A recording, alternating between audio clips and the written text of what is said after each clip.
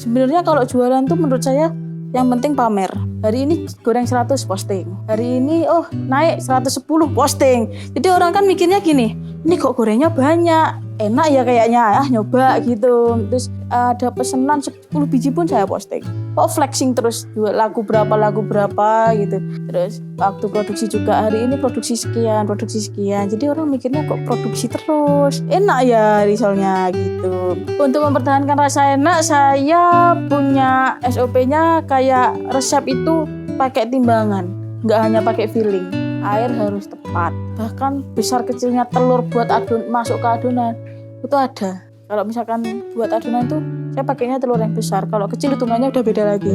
Sama nyoba misalkan mayones gitu ya, punya cadangan 2 merek, ketika salah satunya langka, pernah mayo itu langka gitu ya, malu awalnya karena sangat dinotis orang-orang kalau bawa motor. Kalau dulu tali di belakang mungkin kayak orang nggak terlalu minggir kan kalau bawa motor.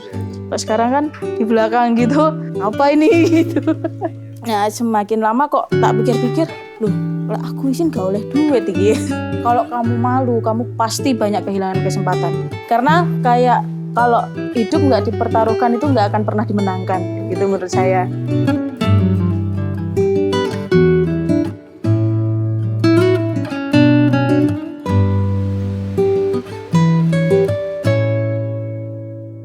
Assalamualaikum warahmatullahi wabarakatuh. Saya Afifah Kusumaning Tias. Saya sekarang berusia 22 tahun dan menempuh pendidikan S1 di UIN Said Ali Rahmatullah Tulungagung semester 6. Jurusan Manajemen Bisnis Syariah. Kebetulan selinier sama pekerjaan saya saat ini. Saya punya usaha kecil yang berharap menjadi besar, yang saya beri nama Viva Food, yang diambil dari nama saya Afifah, jadi saya buatnya Viva Food.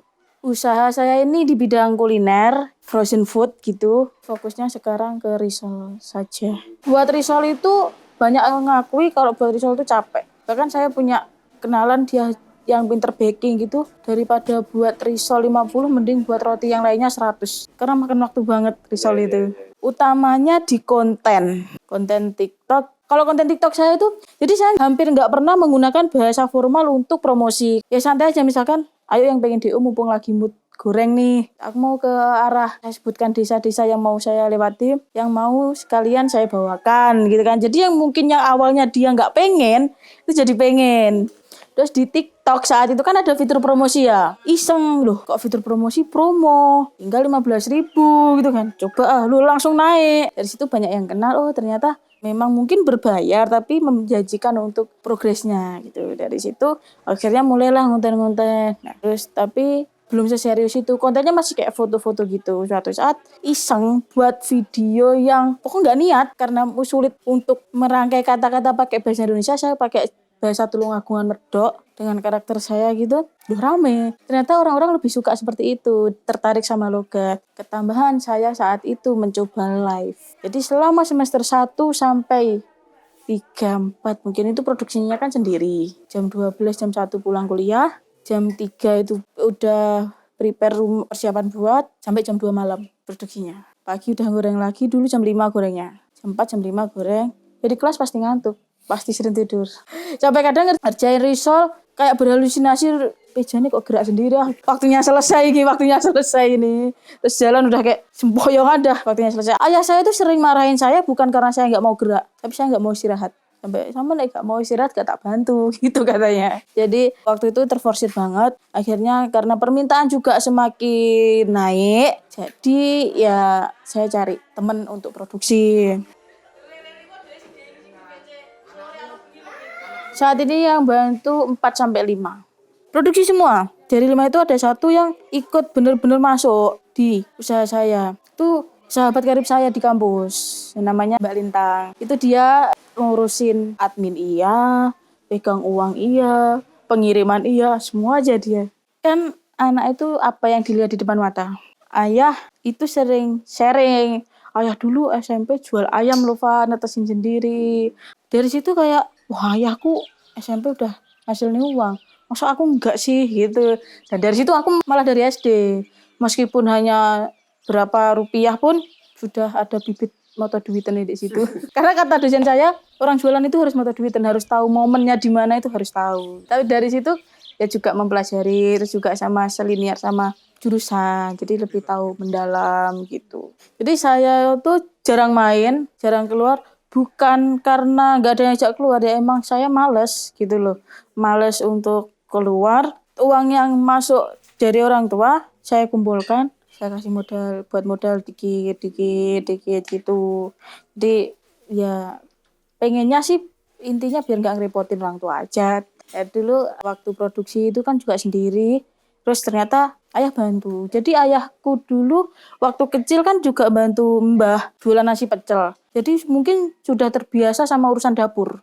Jadi kan saya pernah tahu kata-kata intinya jualan itu kadang bukan produknya, tapi siapa yang jual. Kayak kita beli ke artis-artis itu kan sebenarnya agak overpriced, tapi karena mungkin artis itu terkenal jadi dia beli. Nah di situ kan banyak kenalan saya. Juga saat itu saya di HP ada kontak nomor WA itu sekitar 3.000. Jadi situ kan kalau ada story banyak yang lihat. Terus teman-teman dari ibu sama ayah itu kan banyak juga. Awalnya dari situ. Terus mungkin secara harga bisa dibilang sama kayak lainnya, tapi secara ukuran lebih gede. Karena kan saya buatnya produksi massal gede ya.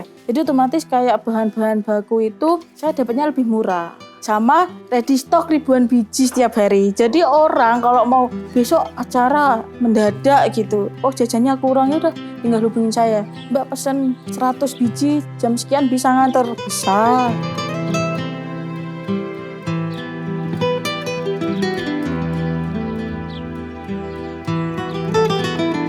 Sebenarnya kalau jualan tuh menurut saya yang penting pamer. Hari ini goreng 100 posting. Hari ini naik 110 posting. Jadi orang kan mikirnya gini, ini kok gorengnya banyak. Enak ya kayaknya, nyoba gitu. Terus goreng ada pesanan 10 biji pun saya posting. Kok flexing terus lagu berapa gitu. Terus waktu produksi juga hari ini produksi sekian. Jadi orang mikirnya kok produksi terus. Enak ya risolnya gitu. Free marketingnya saya ngasihkan ke guru saya, kadang saya kasih itu minimal 10. Terus kan sama guru saya itu tadi kan dibagi ke teman-temannya.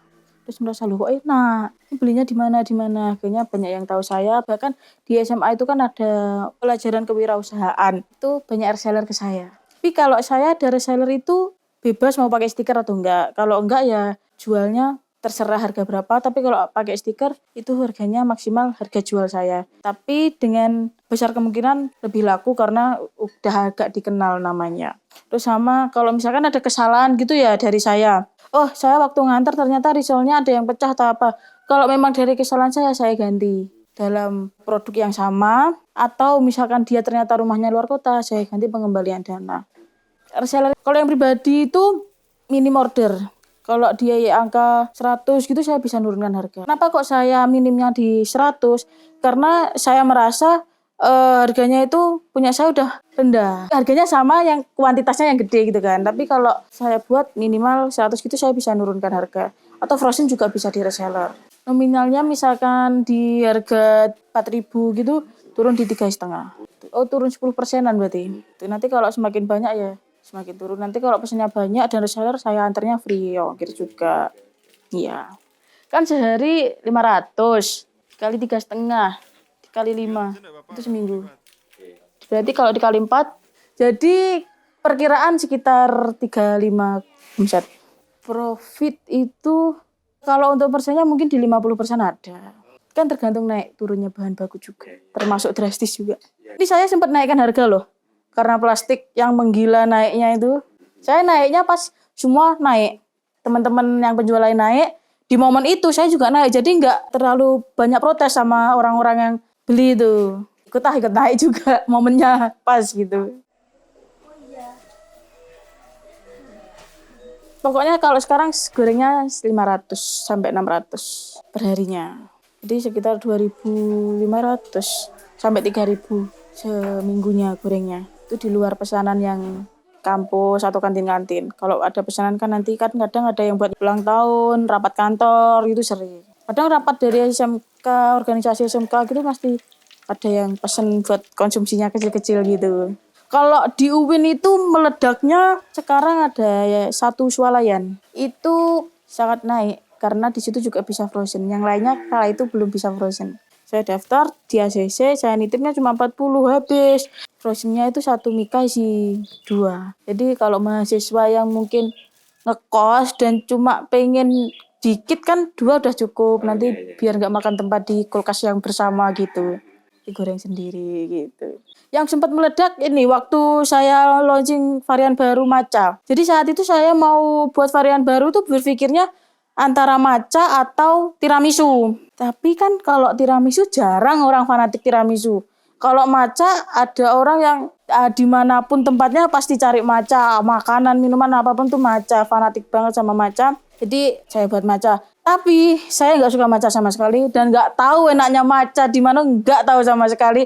Bingung. Resep ini katanya lebih enak. Resep A, resep B, resep C. Tak coba nggak enak semua. Akhirnya cari teman terdekat yang suka matcha. Tak tanya, aku pengen jujur. Dari beberapa tester ini, yang enak yang mana? 10 responden enak yang ngomong. Ketemulah, oh yang ini yang enak. Saya carinya yang benar-benar suka matcha, sama yang hanya suka gitu loh. Jadi biar orang yang kalau suka matcha kan sukanya yang pahit biasanya. Kalau yang hanya suka itu kan pahit tapi nggak banget. Gitu. Oh ketemulah resep ini, saya PO. Itu saya belum punya produk, cuma buat dikit tak posting PO. Ready tanggal sekian, jadi mungkin seminggu saya PO-nya. PO-nya itu sistemnya saya hanya menyediakan 1.500 biji. Yang mau ayo, soalnya ini terbatas stoknya. Jadi kan orang mikirnya matcha itu hanya ada saat itu aja, belum tentu buat berikutnya. Padahal saya berikutnya tetap buat. Itu waktu saya posting, banyak yang minat. Pokoknya saya PO hari Senin, saya tutup hari Rabu. Banyak yang masuk itu sampai 1.500, tapi saya buatnya di situ 2.000. Jadi 2.500 itu terjual dalam waktu 1 hari. 1.500 yang tertulis, kadang datang tambah lagi gitu.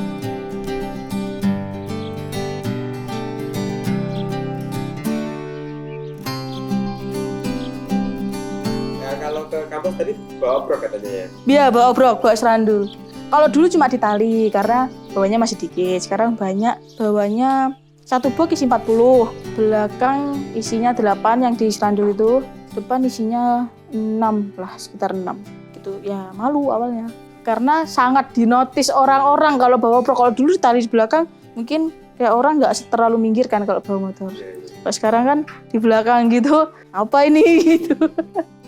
diturunin oh baru tahu kalau itu risol. Terus sekarang udah nggak malu? Nggak malu karena dapat uang. Iya, uang mengalahkan malu. Kalau malu nggak akan maju. Ada lagi momen yang waktu itu freezernya masih lama banget. Waktu ditinggal luar kota ternyata freezer mati. 600 risol yang baru terbuat ke 2 hari yang lalu terbuang semua tanpa tersisa. Dan waktu itu modal masih ngepres. Jadi 600 risol dikali waktu itu harganya sekitar 2.500. Itu terbuang. Ya gimana lagi kalau dijual kan malah merusak nama gitu loh. Jadi kalau prinsip saya, kalau misalkan ruginya masih bisa tercover, saya lebih baik rugi daripada namanya harus rusak nantinya. Saya bangkitnya dari sosmed, saya posting-posting video-video lama, saya cari-cari posting-posting, akhirnya bisa sampai ke pembeli-pembeli. Kualitas sama kuantitas harus imbang.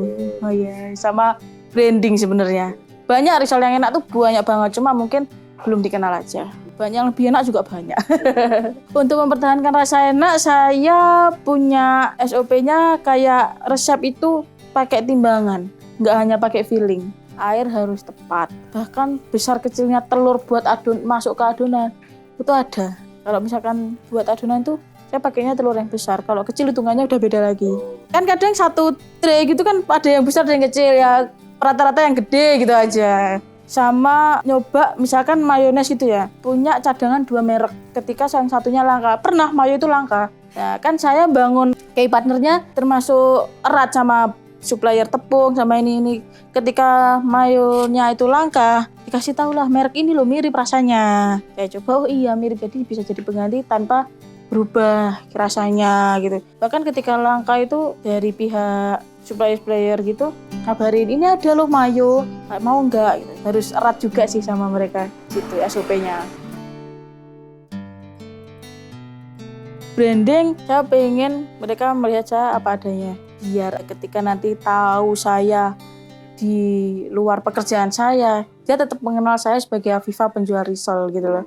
Terus kalau branding ke produknya langsung, utamanya saya ready stock ribuan biji. Jadi di banner depan rumah itu temanya itu ready stock ribuan biji. Karena menurut saya ketika ada kalimat itu mindset orang langsung, wah usahanya udah besar ini. Kalau sampai ribuan biji gitu. Waktu live TikTok ada orang yang rumahnya Kediri, Blitar Kota datang ke sini cuma beli risol aja. Waktu itu trafficnya si live itu bagus banget. Sampai ke sini minta kan bingung ya, rumah sini kan masuk gang. Saya COD-nya di depan kantor polisi Ngunut, kan enak carinya ya. Itu tak pikir ya mau kemana gitu, mau kemana lagi Mbak? Ya udah kesini aja, rumahnya Kediri. Sebenarnya saya itu kan anak tunggal, harapan satu-satunya. Dari situ mumpung tenaga masih full, masih bisa dibuat kerja, kenapa nggak dimaksimalin gitu loh. Karena kayak kalau hidup nggak dipertaruhkan itu nggak akan pernah dimenangkan gitu menurut saya. Mumpung lagi masih muda, kalau sudah berkeluarga kan pasti ada tanggung jawab. Kalau ini kan masih belum berkeluarga jadi enak fleksibel waktunya untuk kerja gitu. Sama saya itu kurang suka kerja diatur. Gimana ya biar saya kerja nggak diatur, ya bikin usaha gitu. Sama pengen membuka lapangan pekerjaan bagi orang lain. Juga kalau buat usaha kan orang tua masa tuanya juga enak. Aku kan nggak jauh dari rumah gitu loh. Sejauh-jauhnya mungkin ya mau kemana gitu. Yang pertama dapat bisa lawan malu, mentalnya dapat. Yang kedua problem solvingnya udah mulai terbiasa. Ya panik pasti ada, misalkan ada masalah, nggak laku nggak apa, panik pasti ada. Cuma udah mulai enak untuk cari jalan keluarnya. Terus bisa komunikasinya itu lebih enak sama orang-orang itu. Kan kalau bakul harus ngomongnya harus licin. Banyak banget pelajaran kalau udah terjun di sini tuh.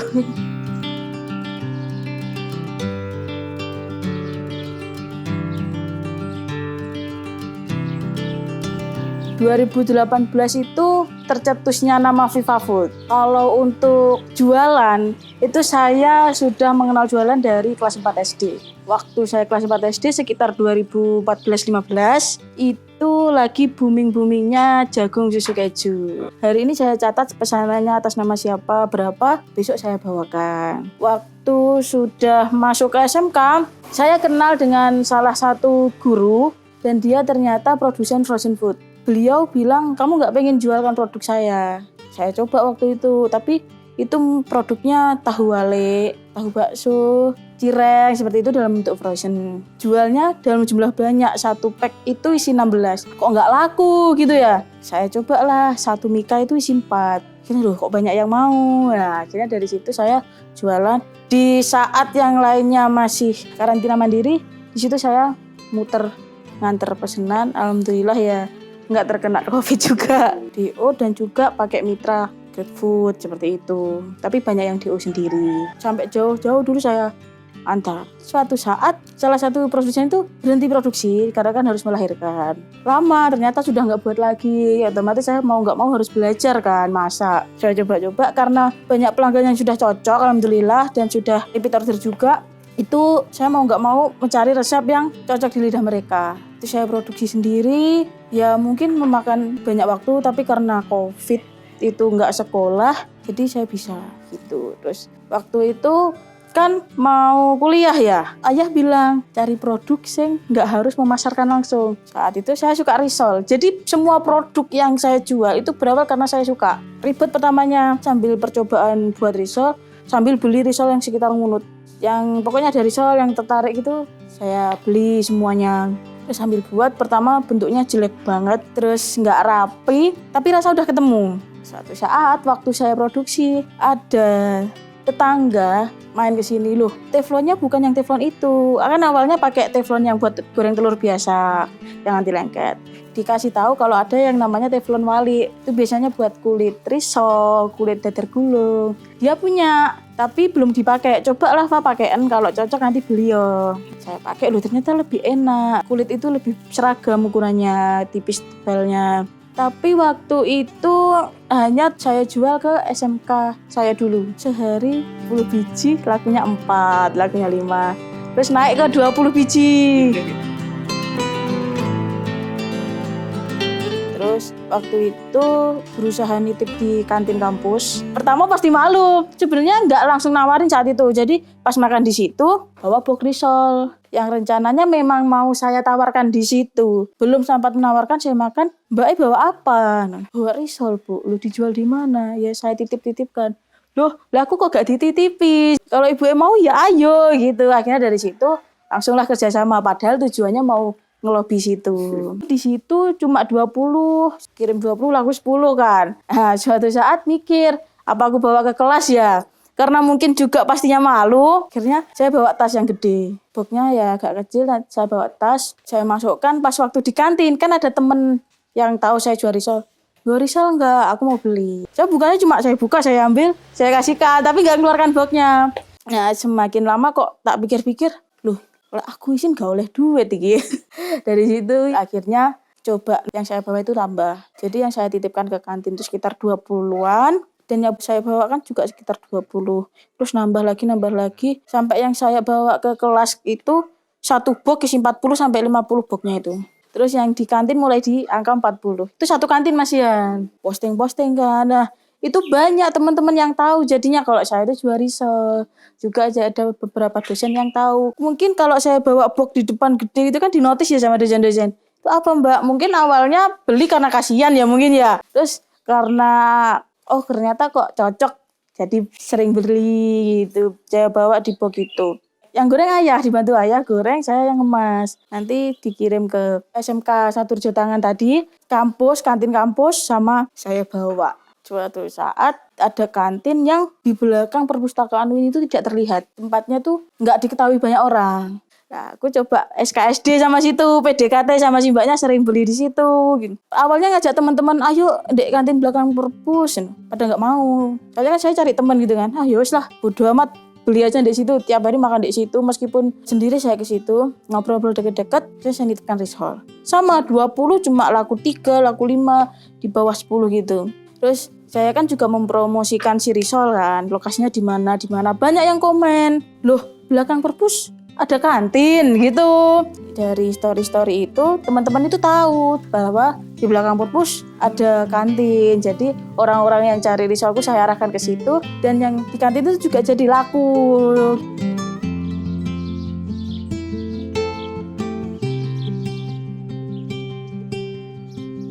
Semester 3 udah goreng di atas 100. Mungkin ya ringnya di 200-an. Terus lobby di SMAN 1 Ngunut. Untuk saya titip risol. Itu 2 kantin yang saya antar. Alhamdulillah juga lancar karena banyak adik kelas yang masih sekolah di situ. Dan juga saya lobby di SMAN Sadurjo Tangan ditolak 2 atau 3 kali gitu. Nah, yang terakhir adalah nyoba yang terakhir kalinya. Ajak adik kelas yang deket. Aku ajak adik kantinmu, ayo masuk di situ. Langsung diterima. Karena ini saya langsung kasih tester. Dulu itu saya salahnya datang nggak ngasih tester. Sekarang Mbak terserah sampean mau nerima atau enggak. Ya saya berharap diterima. Ini testernya, saya kasih banyak.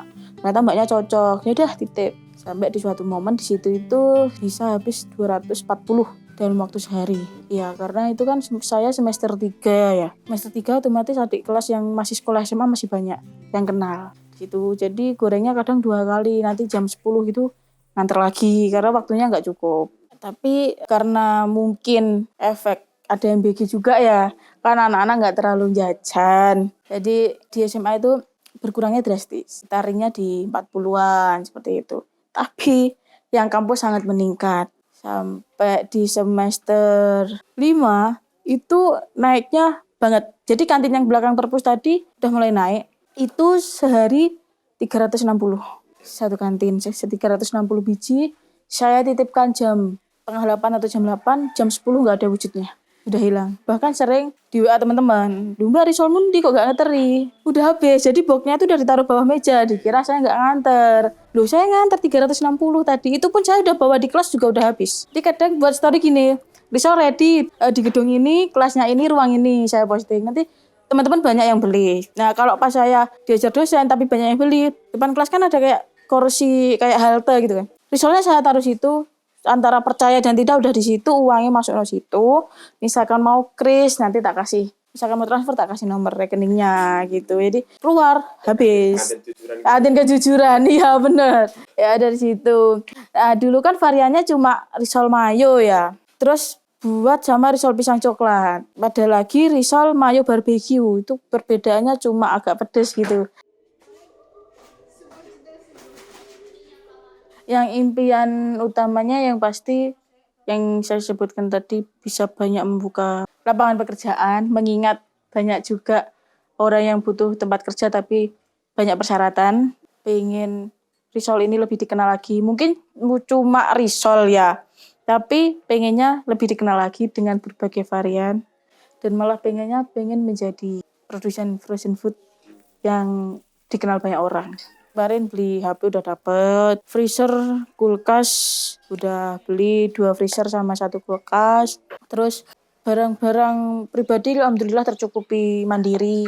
Tapi kalau untuk kuliah tetap dari orang tua. Tapi kalau untuk hal-hal pribadi cewek alhamdulillah sudah tercukupi gitu. Kalau yang dari ayah itu kayak mental sama kerja kerasnya ayah itu bagus banget. Jadi itu kayak bagi motivasi saya kalau ayah itu bekerja keras juga. Terus motivator utamanya saya itu juga ayah. Tapi yang belum bisa saya contoh dari ayah adalah kedisiplinannya. Karena saya masih sering lalai.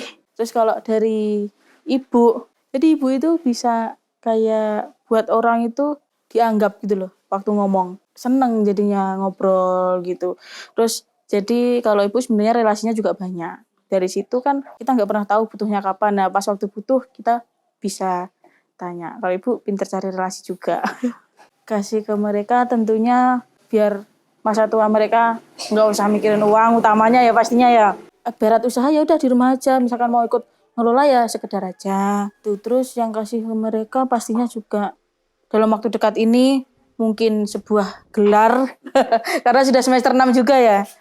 Hal yang saya sampaikan kepada teman-teman Gen Z ya, mulai aja dulu. Karena kita nggak pernah tahu di mana rezeki itu berada. Siapa tahu jurusan apa sekolahmu, rezekinya di mana. Pokok mulai aja dulu. Nanti soal progres itu pasti berjalan meskipun pelan. Dan kalau kamu malu, kamu pasti banyak kehilangan kesempatan. Saya Afifa, owner Viva Food. Terima kasih kepada tim Pecah Telur yang sudah mempercayakan menjadi sedikit motivasi kepada teman-teman. Terima kasih. Assalamualaikum warahmatullahi wabarakatuh. Waalaikumsalam warahmatullahi wabarakatuh.